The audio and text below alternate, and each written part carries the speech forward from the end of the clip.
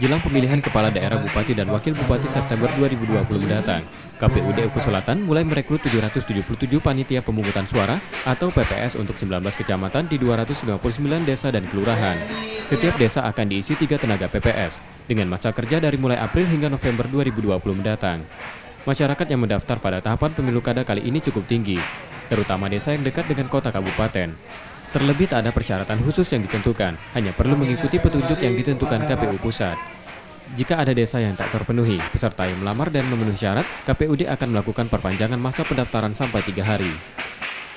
Dari global seluruh itu ya. Nah, hari ini kita harapkan dapat terpenuhi seluruh desa. Kemarin itu banyak yang masih kosong-kosong desa. Itu rencananya berapa bulan itu masa kerja dari anggota PPS itu? PPS ini masa kerjanya 8 bulan, jadi efektif April sampai November. Kalau PPK Maret, November.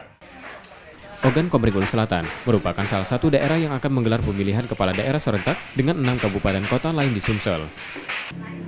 Setia Budi, Kompas TV, Ogan Komering Ulu Selatan, Sumatera Selatan.